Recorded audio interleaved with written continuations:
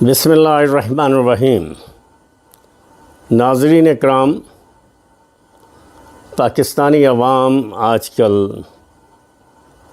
Regime change کے حوالے سے کافی پریشانیوں کا شکار دکھائی دیتی، جبکہ جو بہت بڑی تعداد ہے ہمارے عوام کی، وہ یہی نہیں جانتی کہ رجیم چینج ہے کیا۔ تو میں چاہوں گا کہ ٹیکنیکلی کچھ کتابوں کے حوالے سے میں یہ بتانے کی کوشش کروں کہ رجیم چینج کیا ہے اور اس میں بڑی طاقتوں کا کس حد تک حصہ ہوتا ہے۔ تو ابھی جو ریسنٹلی ایک کتاب سامنے آئی ہے کوورٹ رجیم چینج کے حوالے سے، جس کے لکھنے والے جو ہیں وہ لینڈزی اور ررکی ہیں، اور یہ کتاب جو ہے خاص طور پہ ویل ڈاکومنٹڈ ہے، اور اس پہ بہت زیادہ ورک جو ہے وہ شکاگو یونیورسٹی میں ہوا ہے۔ کوورٹ رجیم چینج کے حوالے سے اس کتاب میں جو ڈیٹا دیا گیا ہے، اس ڈیٹے سے یہ ظاہر ہوتا ہے کہ امریکہ جو ہے وہ چونکہ اس وقت گلوبل طاقت ہے، اس لحاظ سے ان کے اسٹیٹ کرافٹ میں رجیم چینج کا فلسفہ بالکل شامل ہے۔ جہاں تک اس کتاب میں ڈیٹا دیا گیا ہے، خاص طور پہ وہ ڈیٹا جو وقت گزرنے کے ساتھ ساتھ ڈی کلاسیفائی ہوا ہے، اس میں وہ بات کرتے ہیں 1947 سے لے کے اور سرد جنگ ختم ہونے تک۔ تو اس لحاظ سے جو امریکہ نے کوشش کی ہے، وہ اس میں صرف 6 اعلانیہ رجیم چینج کی ایفرٹس تھیں، جبکہ 36 سے زیادہ خفیہ ذرائع سے رجیم چینج تھیں۔ اس میں چاہوں گا ایک ریفرنس جو ہے یہ کوورٹ رجیم چینج کے حوالے سے آپ کو تھوڑا سا میں سناتا جاؤں تاکہ آپ کے ذہن میں یہ بات کلیئر ہو جائے۔ اپنی کتاب کے چیپٹر 1 میں وہ لکھتے ہیں، "the data set reveals that the United States pursued a remarkable number of regime changes during the Cold War 1947-1989, and that the vast majority of these interventions were conducted covertly. 64 covert interventions compared to 6 overt ones. 25 of America's covert operations saw a US-backed government assume power, whereas the remaining 39 failed to achieve that goal." تو یہ اس حوالے سے انہوں نے بات کی ہے سرد جنگ کے حوالے سے۔ جہاں تک سرد جنگ کے حوالے سے تعلق ہے، وہاں سوویت یونین کے ساتھ ان کا ٹکراؤ ہوتا تھا، چونکہ سوویت یونین ایسٹرن یورپ پہ قابض ہو چکا تھا، اور پھر آہستہ آہستہ وہ مشرق وسطیٰ میں بھی انٹرفیئر کرنا چاہتے تھے، اور اس حوالے سے بالآخر ان کی فوجیں جب افغانستان تک آ گئیں تو پھر یہ افغان وار کے ذریعے امریکہ، سعودیہ اور پاکستان نے اس سلسلے پہ قابو پایا۔ سوویت یونین کی ڈس ممبرمنٹ کے بعد گو کہ کولڈ وار ختم ہو گئی، تو گلوبلی امریکہ نے ایک گلوبل پاور کی شکل اختیار کر لی۔ تو اب دنیا بھر میں تمام تر جو رجیم چینج کے حوالے سے ایکٹیویٹیز سامنے آتی ہیں، اس میں جو اہم کردار ہے وہ خفیہ ایجنسیاں اور صحافت کے ذریعے کیا جاتا ہے۔ تو میں آپ کو یہ بتانا چاہوں گا کہ خفیہ ایجنسیوں کا کردار کیا ہوتا ہے۔ جہاں تک امریکہ کی خفیہ ایجنسیوں کا تعلق ہے، وہ چونکہ دنیا بھر میں میڈیا نے بہت ترقی کر لی ہے، تو اس لحاظ سے انہیں یہ خدشہ ہوتا ہے کہ یہ چیزیں جو ہیں ان کی وہ ایکسپوز ہو جائیں گی میڈیا کے ذریعے، اور اس کا اثر ان کے عوام پر بھی آئے گا۔ تو اس لحاظ سے یہ جو امریکہ کی اہم خفیہ ایجنسی ہے CIA، اس نے اپنے بہت سارے فنڈز جو ہیں یہ اب کانٹریکٹ ایجنسیوں کے ذریعے کام کرتے ہیں، اور یہ کانٹریکٹ ایجنسیاں چونکہ صحافی میدان میں بھی ہیں، اس کے علاوہ یہ سیاسی میدان میں بھی ہیں، اور اس کے ساتھ ساتھ ان کی کوشش ہوتی ہے کہ سول بیوروکریسی اور عدلیہ میں بھی ان کے کانٹیکٹ جو ہیں وہ کسی نہ کسی طریقے سے قائم ہو جائیں۔ تو اس میں آپ کو ایک چھوٹا سا ریفرنس پڑھ کے سناؤں گا جو بلیک واٹر میں جیریمی سچل نے لکھا ہے اپنی کتاب بلیک واٹر میں۔ وہ کہتے ہیں In late 2007, R.J. Hillhouse, a blogger who investigates the clandestine world of private contractors and U.S. intelligence, obtained documents from the Office of the Director of National Intelligence,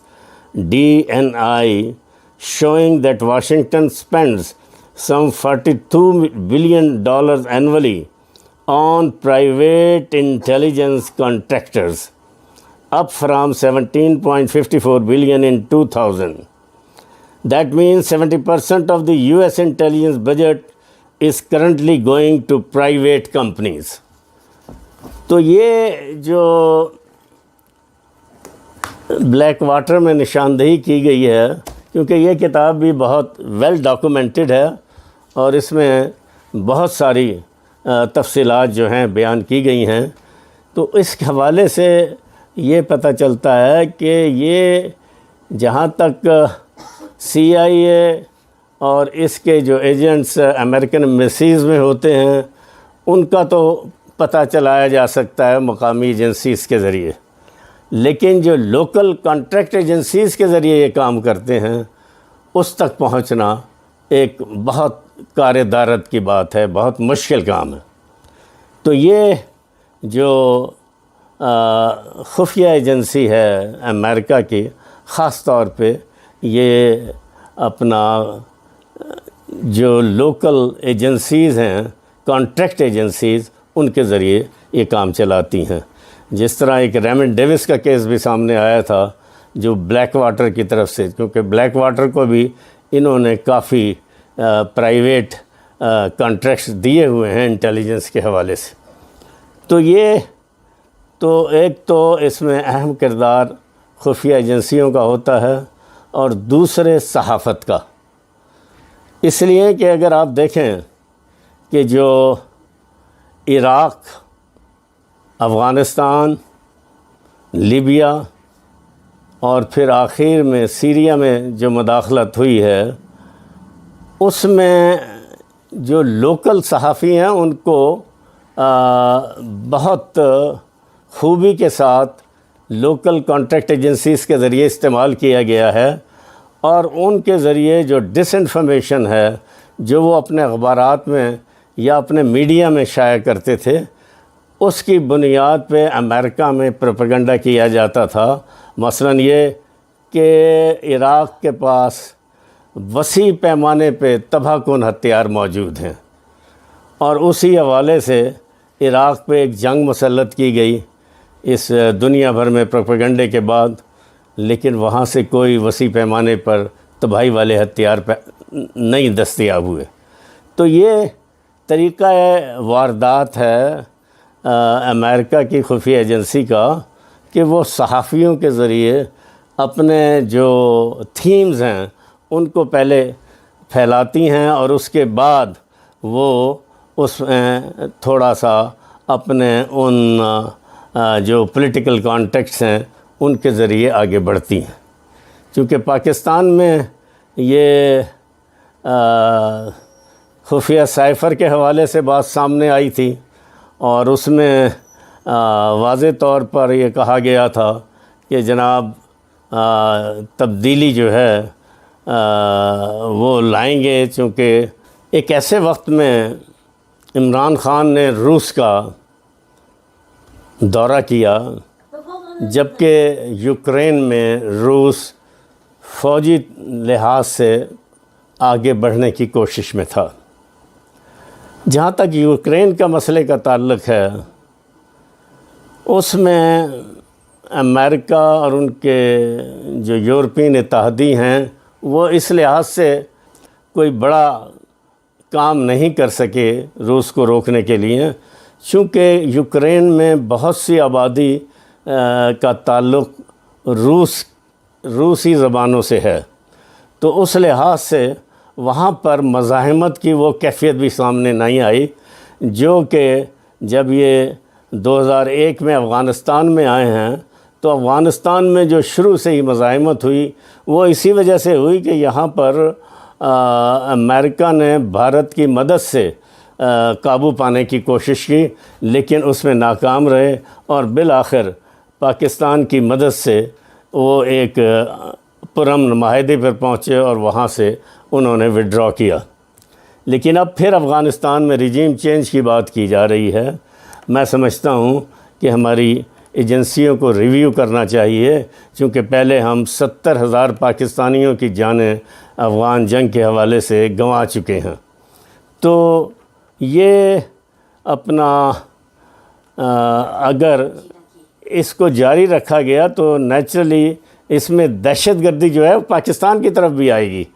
تو پاکستان کو اس لحاظ سے پاکستانی عوام کو بھی اور پاکستانی حکومت کو بھی یہ سوچنا چاہیے کہ ہم اس مسئلے سے پرامن طریقے سے کس طرح حل کر سکتے ہیں. تو جہاں تک عمران خان کے دورہ روس کا تعلق تھا، وہ تو بھارت نے بھی روس سے نہ صرف یہ کہ تیل اور گیس لے رہا ہے بلکہ وہاں سے اہم دفاعی ایکوپمنٹ بھی خرید رہا ہے. تو بھارت کے ساتھ وہ سلوک نہیں ہوتا جو پاکستان کے ساتھ سلوک کیا جا رہا ہے، حالانکہ پاکستان نے امریکہ کے ساتھ ہر مرحلے پر مدد کی ہے. تو اس لحاظ سے یہ جو رجیم چینج ہوئی ہے اس میں ایک نئی کیفیت اس وجہ سے پیدا ہوئی ہے کہ اس رجیم چینج کے نتیجے میں جو حکومت آئی ہے وہ آپ دیکھیں کہ وہ اس میں 60% ایسے لوگ ہیں جو ضمانتوں پر ہیں، جو کرپشن میں ملوث ہیں، اور اس لحاظ سے عوامی طور پہ جو رد عمل آیا ہے اس کا تمام تر فائدہ عمران خان کو ہوا ہے. چونکہ عوام یہ نہیں پسند کرتے کہ کرپٹ لوگوں کی حکومت کو ان پہ مسلط کیا جائے، اور اس لحاظ سے جو رائے عامہ ہے وہ اتنی تیزی سے پاکستان میں تبدیل ہوئی ہے جس کا اندازہ دنیا کو بھی نہیں ہوا اور اب ہو رہا ہے. تو یہ صورتحال جو ہے اس حوالے سے یہ ایک کتاب میں بھی ایک میں ریفرنس دوں گا جو عمران خان اور پاکستان کے حوالے سے ہے، جو لکھی ہے میتھس جیک نے، اور یہ غالباً ان کی بایوگرافی ہے. اس کی جو پشت پہ ہے لکھا ہوا وہ میں پڑھ کے سنا دیتا ہوں آپ کو. Khan ran on a platform of fighting corruption and poverty, even as he had to fight off accusation that he was too cozy with the military establishment. Pakistan became an independent state in 1947, but the freedom struggle begins again today against a foreign conspiracy of regime change. So, this also talk about the regime change. تو یہ جو صورتحال ہے اس کے بارے میں جب خفیہ رجیم چینج کی جاتی ہے، جسے کوورٹ رجیم چینج کہا جاتا ہے، تو اس وقت جب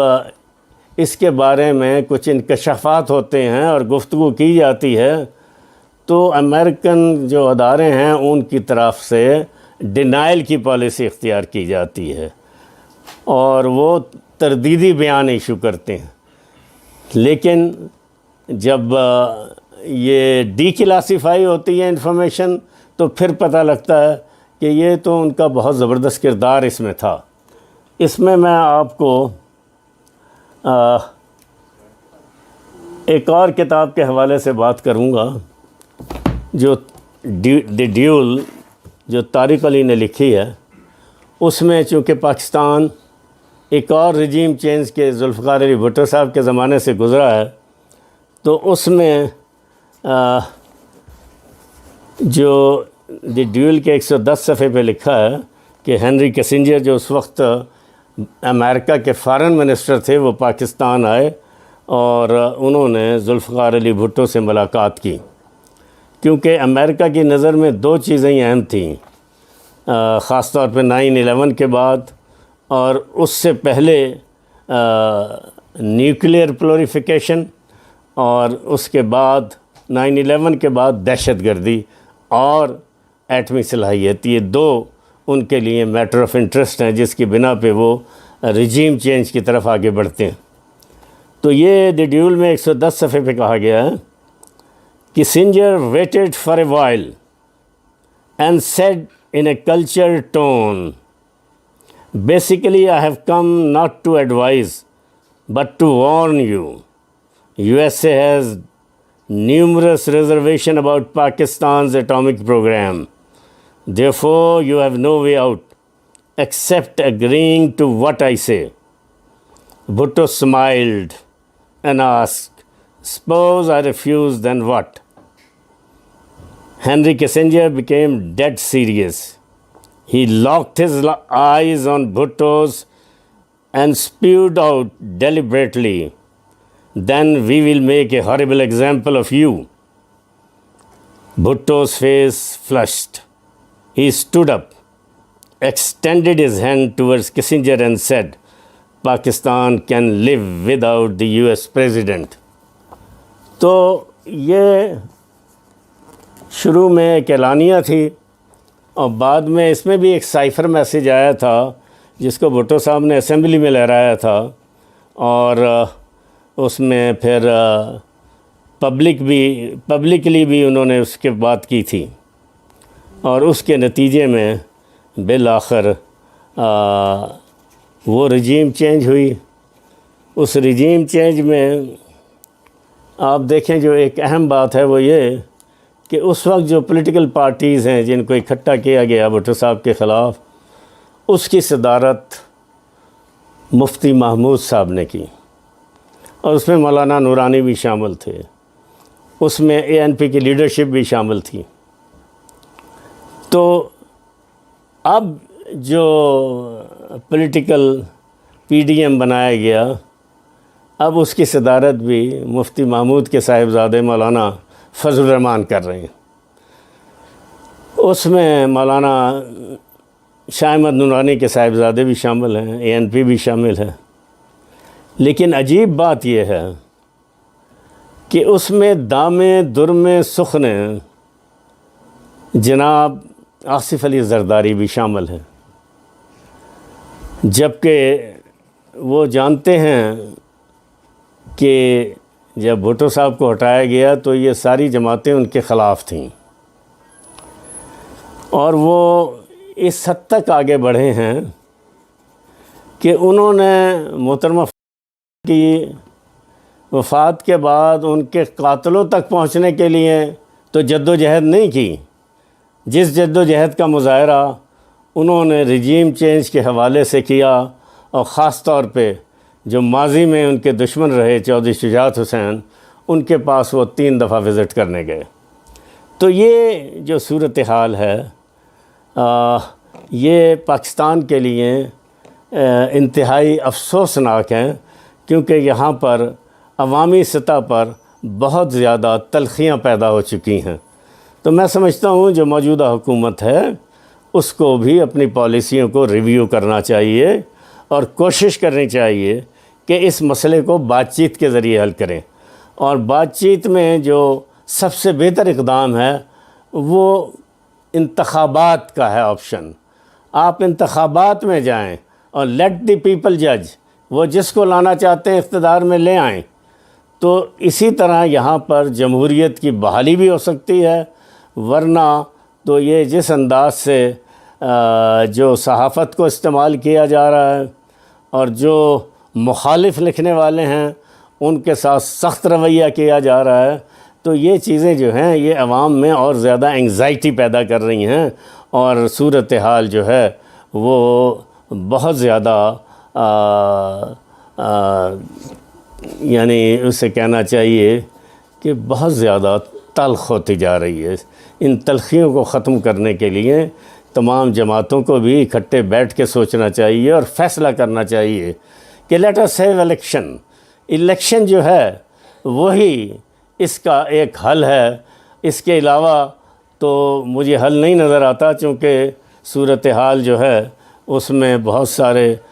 ریٹائر آرمی جنرل بھی کہہ چکے ہیں، انٹلیکچوئل بھی کہہ چکے ہیں کہ صورتحال جو ہے وہ تصادم کی طرف بڑھ رہی ہے۔ ہمیں